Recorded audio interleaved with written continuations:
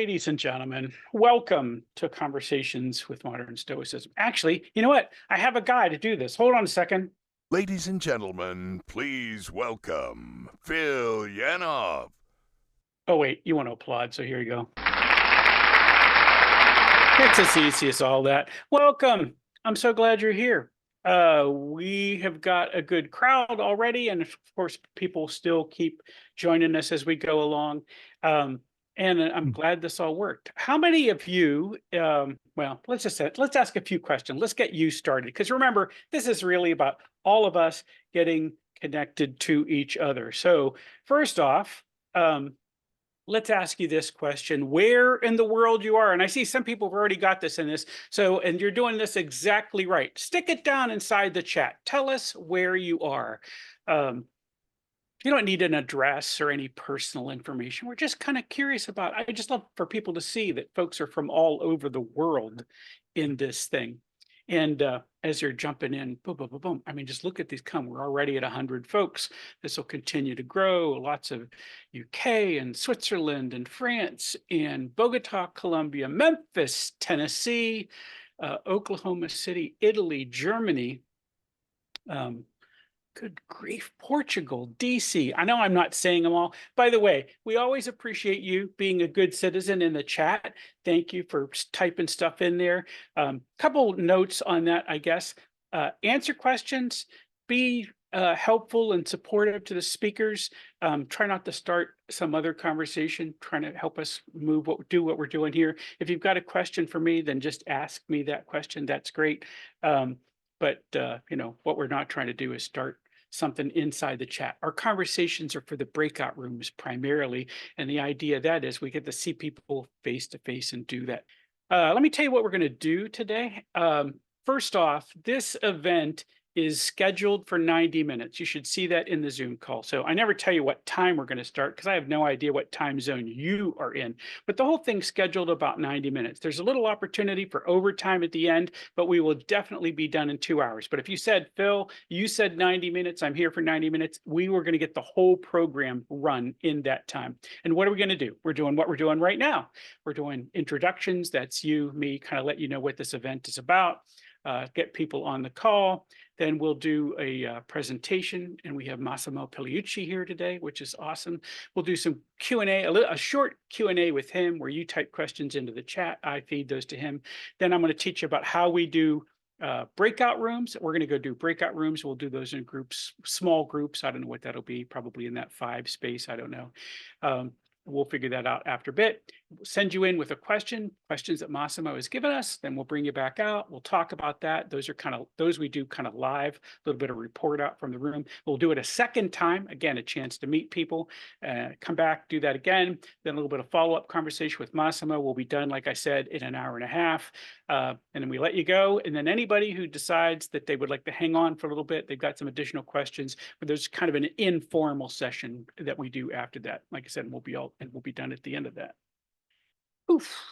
And now there's me and Massimo, and maybe he'll hi, Phil, and say hi to me. Look at that. And he did exactly what I was hoping to do.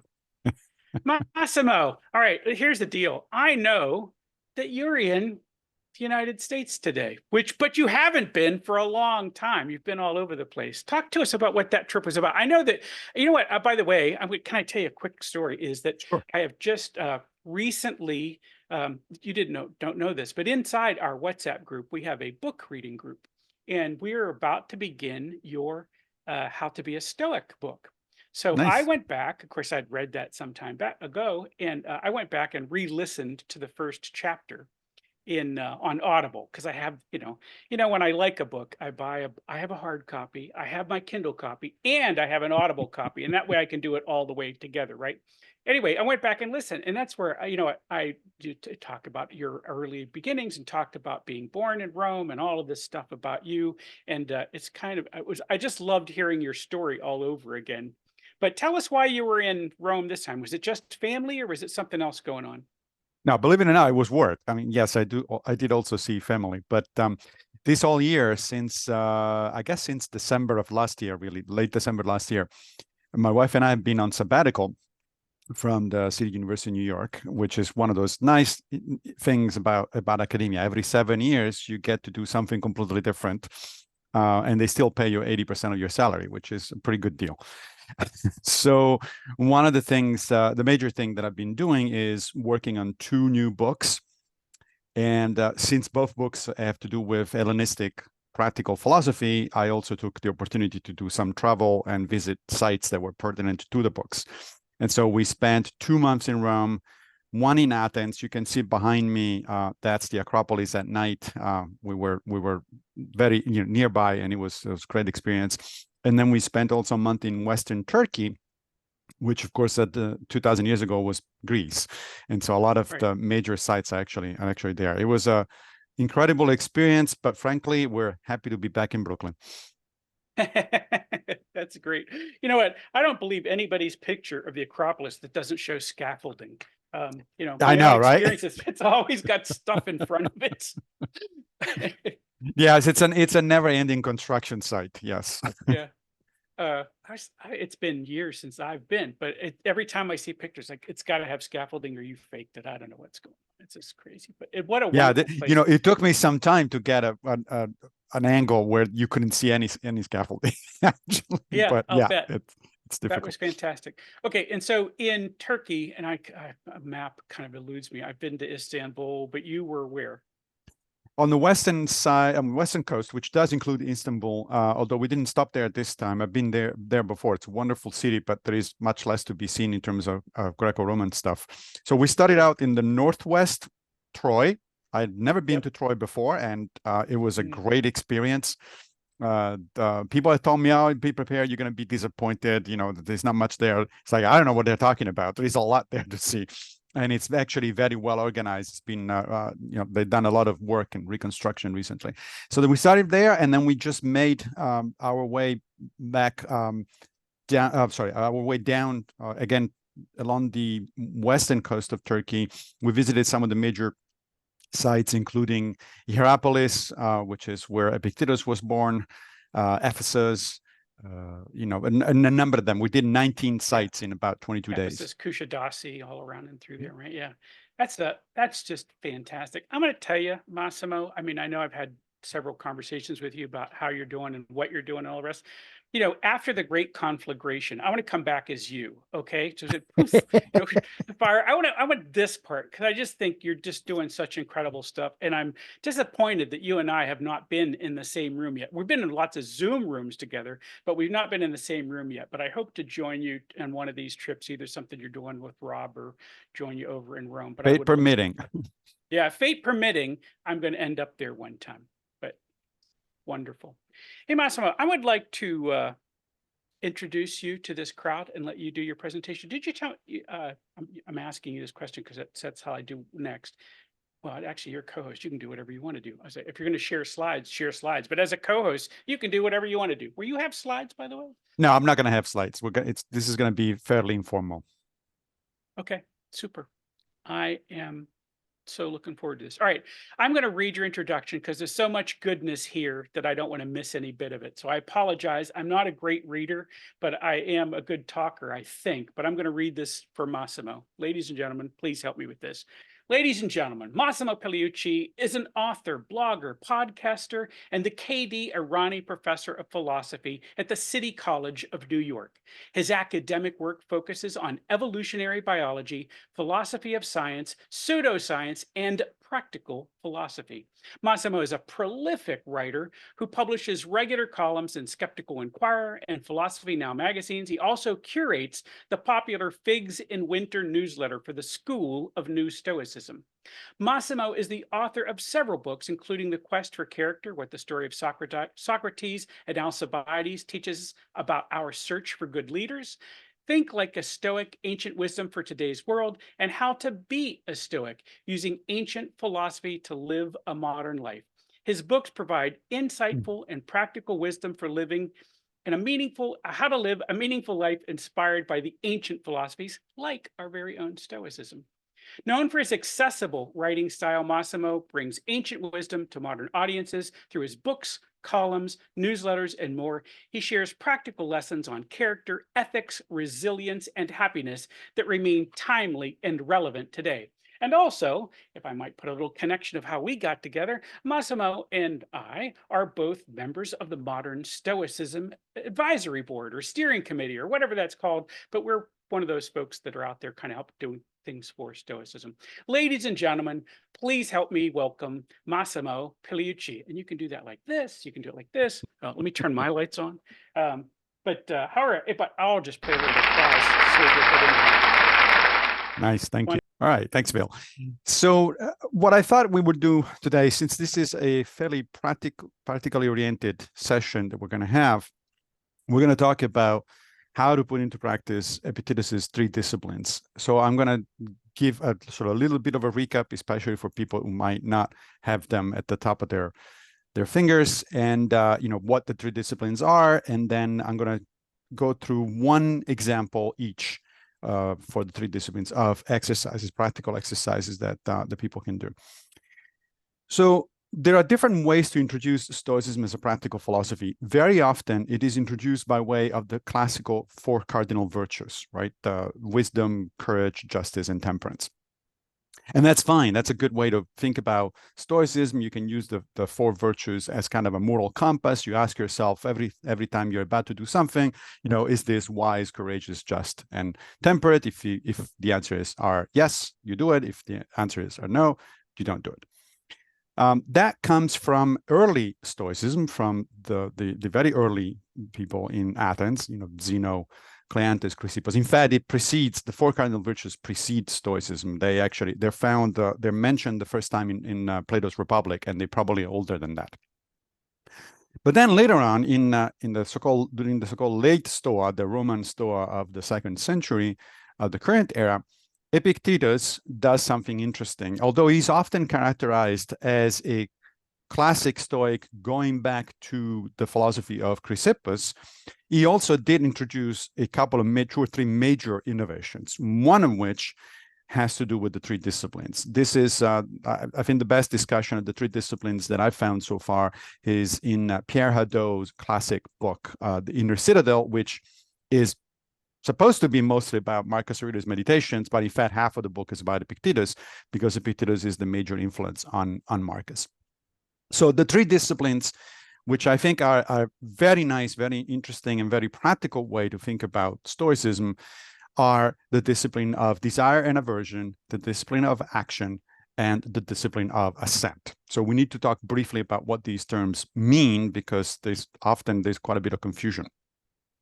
The discipline of desire and aversion is not about desire in the sense of the modern English word, because you don't really control your desires. If by desire you mean, I have a craving for ice cream, you don't control that. So there's not much to, and also it doesn't have a lot of ethical relevance anyway.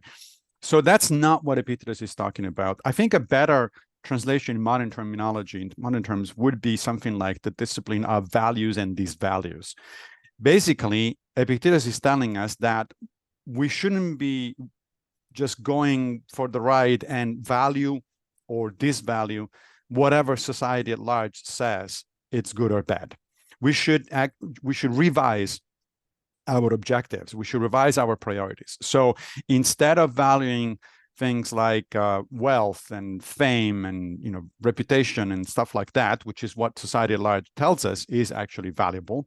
So instead of desiring that, we should reorient ourselves and value only the stuff that is up to us.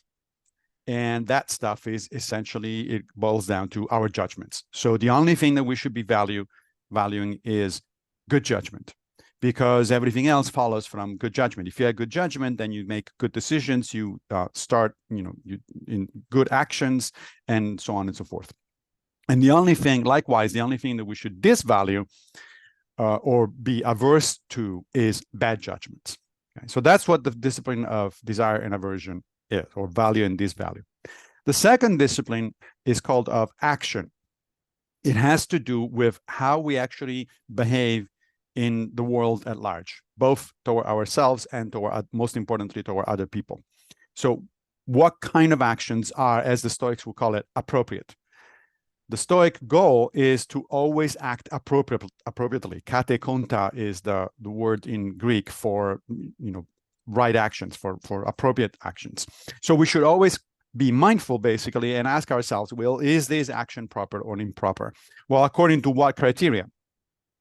By and large, according to the criterion of cosmopolitanism. The Stoics were cosmopolitan. They thought that everybody on earth is our brothers and sisters, or whatever other gender they recognize. So we should act as if other people were our friends or relatives, and so on and so forth. And that is the basic idea of the discipline of action. So the discipline of action is about be more mindful about what we do when we act toward other people. Finally, the discipline of assent. Now, this assent is a kind of a funny word. Assent in Stoic psychology just means that we agree with a particular course of action that we think is correct. So assent, in a sense, is judgment. It's deliberate judgment. The discipline of assent, therefore, is not really separate from the previous two, because the previous two are also founded on judgment, right? If the idea that we should reorganize our values and these values, the first discipline, and the idea that we should be only engage in appropriate action is also, both of those are based on judgment. So the discipline of assent, Epictetus tells us, is really about refining the first two. Normally, the way you practice these things is just you stop and think about what you're doing instead of just doing it.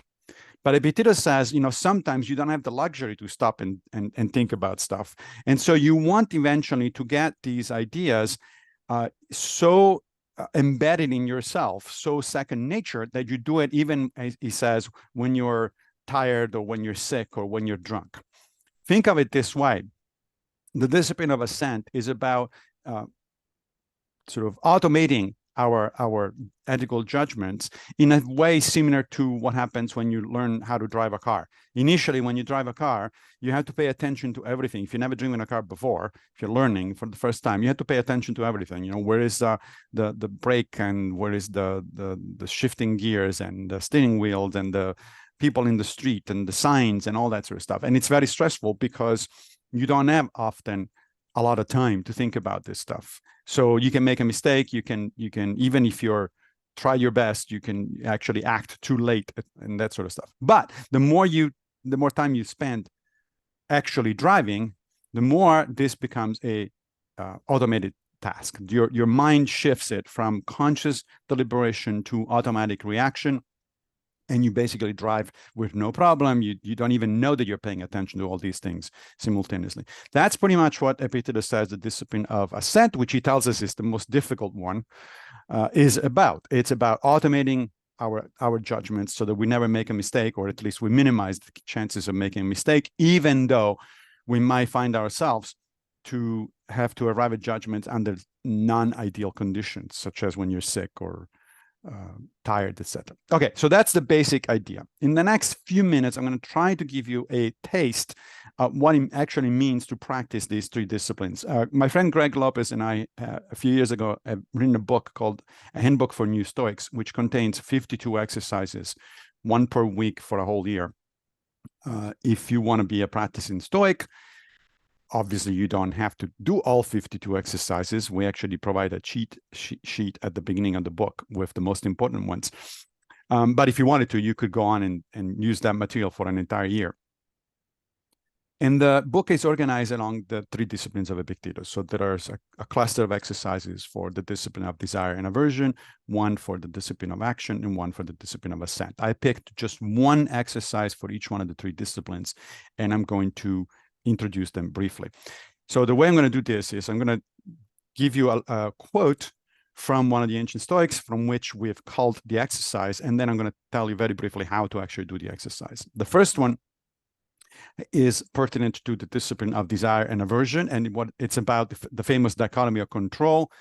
Some things Epictetus tells us are up to us, other things are not up to us. etc. I don't like the word dichotomy of control because the control part often gets people, it's misleading and gets people into endless discussions about what they control, what they can influence, etc.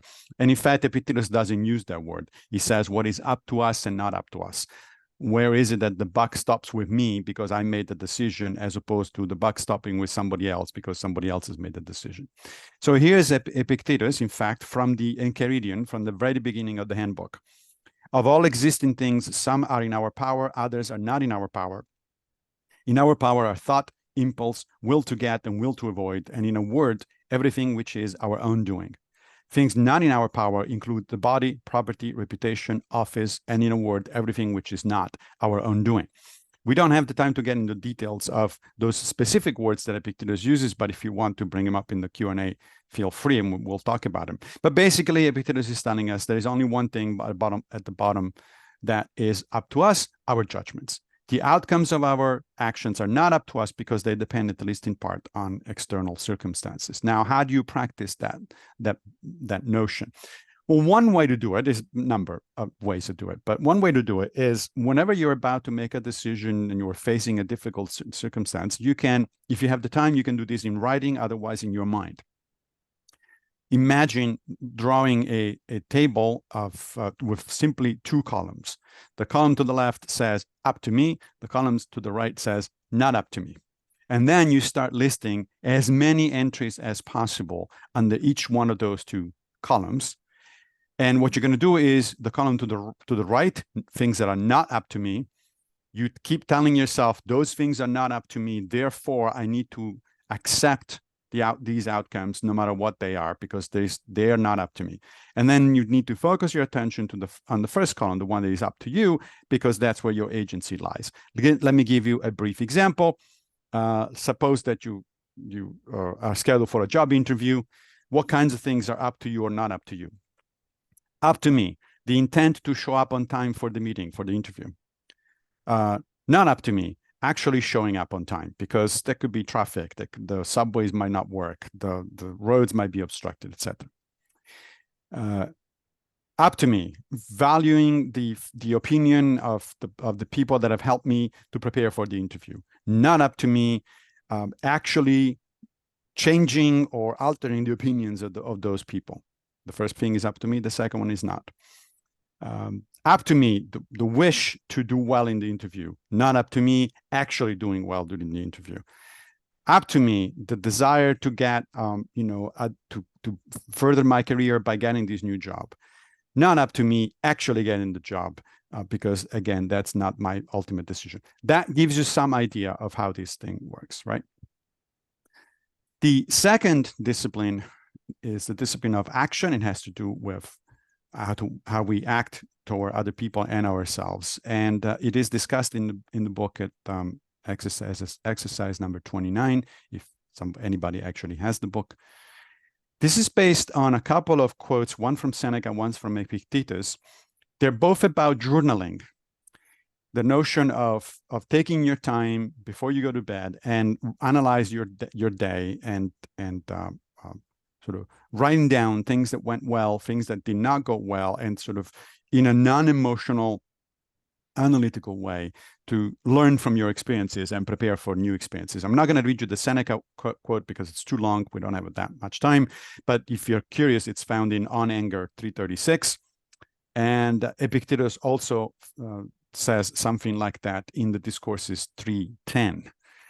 Now, the way you practice this is before going to bed and at night, ideally, you take a few minutes, you open up your laptop or open up your actual physical journal, and you write down your thoughts about major things that happened during the day. And there are a couple of ways to do it.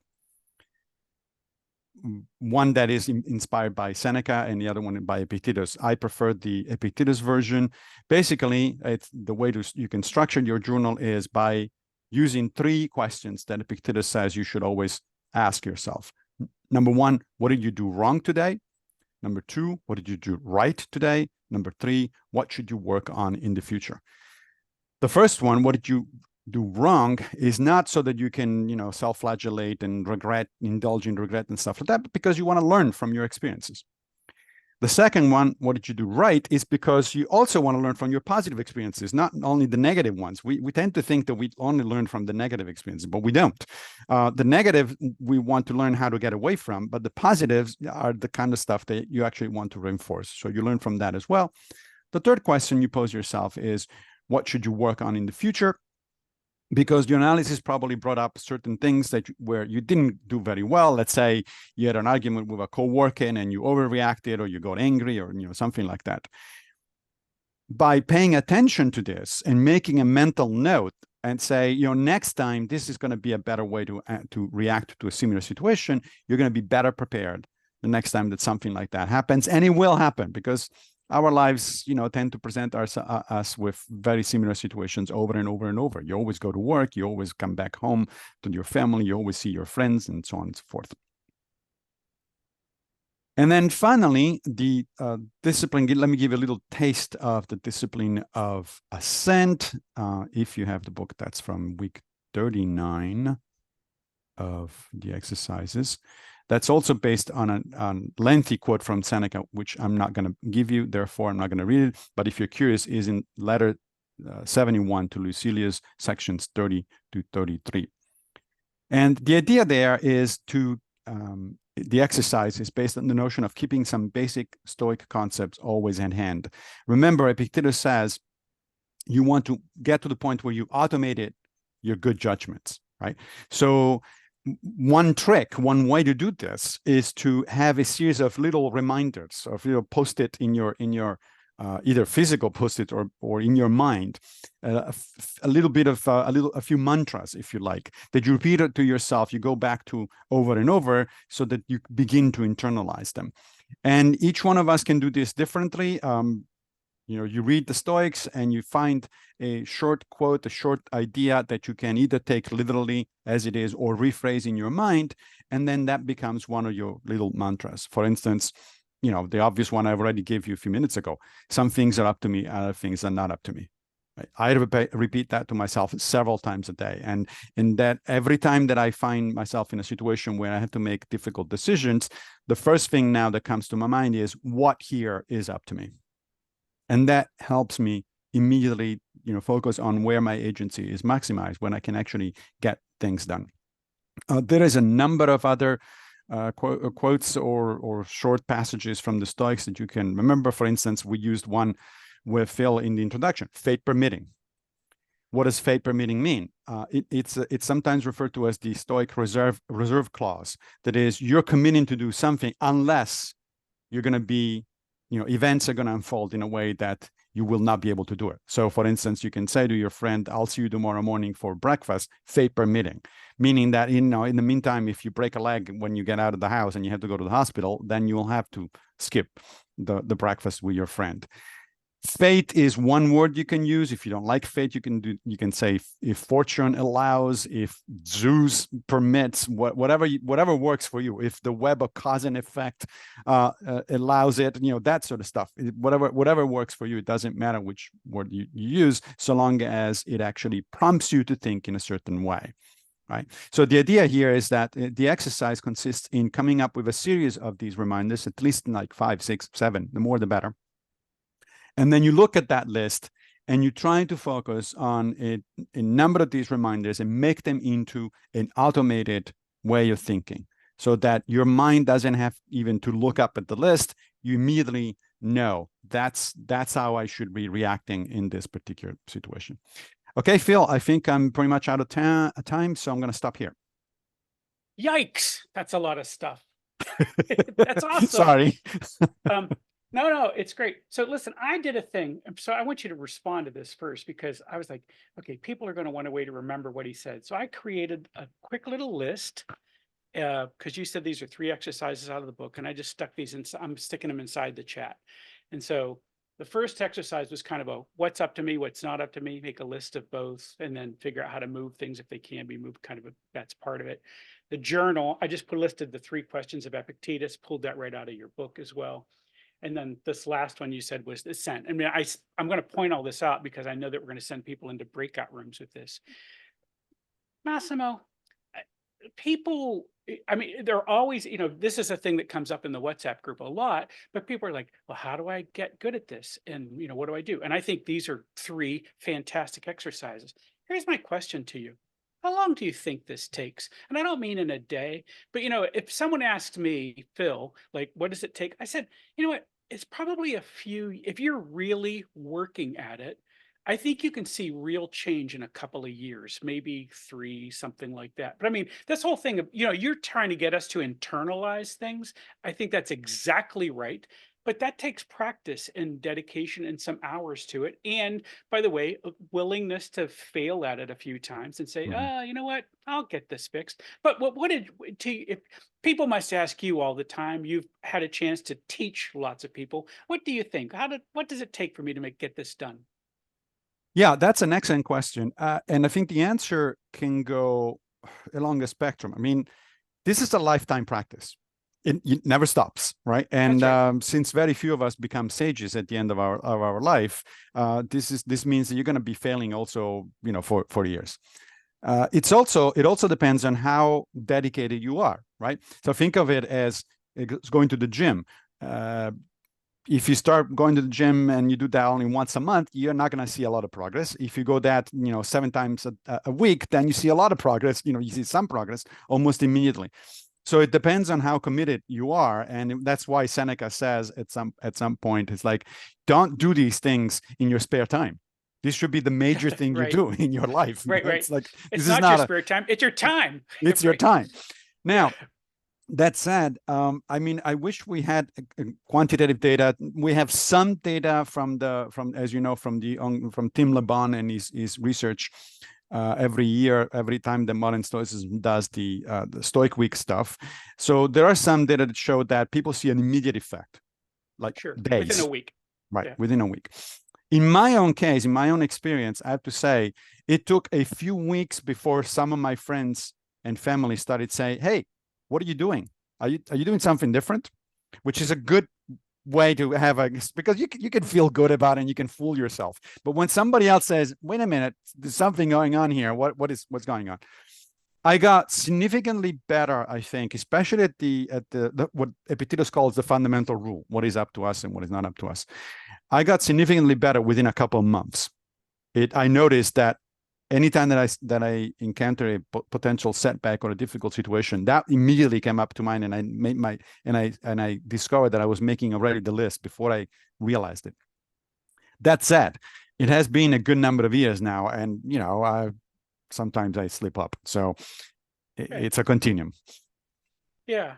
Yeah. I like this. Someone writes in the chat, knowing ain't doing. I always Right. tell people, But it you does can't teach. require, but doing does require knowing. You're right. I mean, No, well, Epictetus, that's right? right. We He can't just says that make a guess. Yeah. exactly.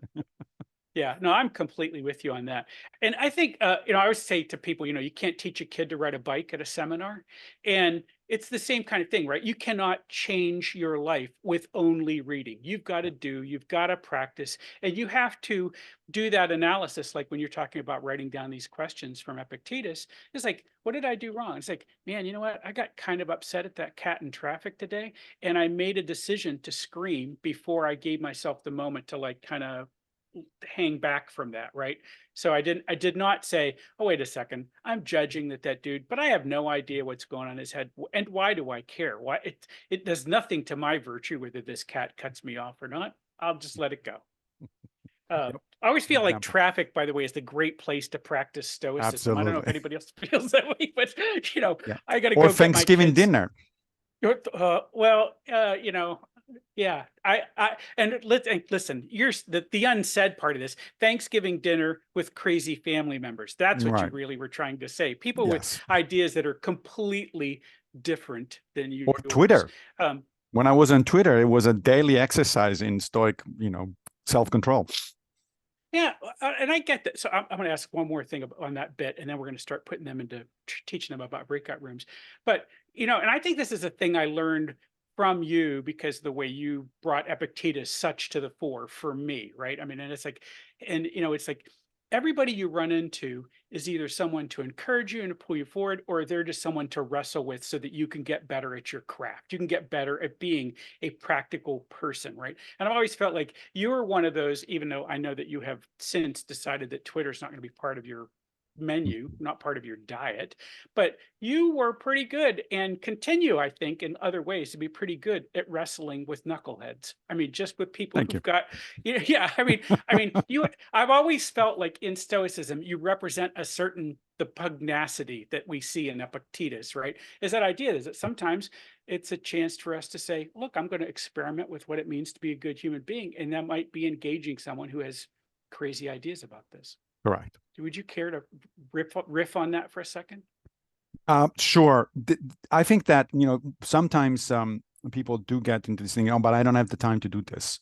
And the basic idea, it's legitimate, except that it is to some extent a misunderstanding of what Epictetus or Seneca are saying. When they say you need to do this all the time, what they're saying is there is no area of life where something like the fundamental rule does not apply.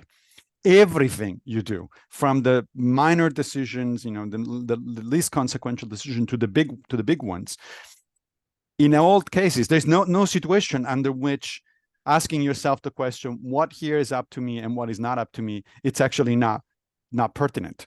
So it's sometimes the problem is that people tend to see Stoicism as a sort of a separate thing from the rest of their lives, while in fact the notion is it has to be embedded in every moment of your life.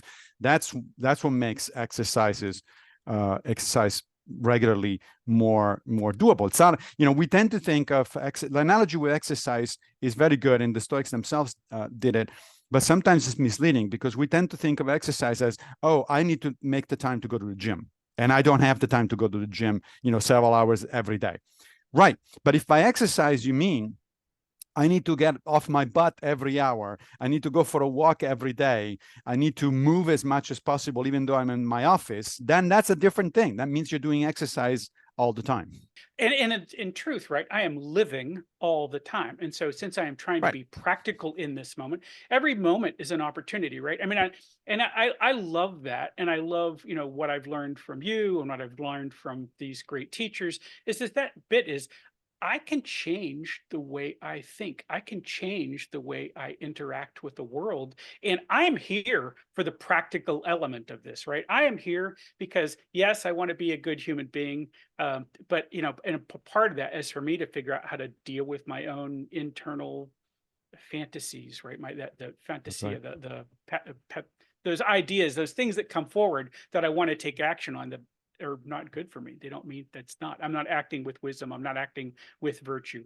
By the way, your idea of sticking things on Post-it notes and putting it up, I've done lots of things over time, but for the last 3 years, I've had one that says act with virtue.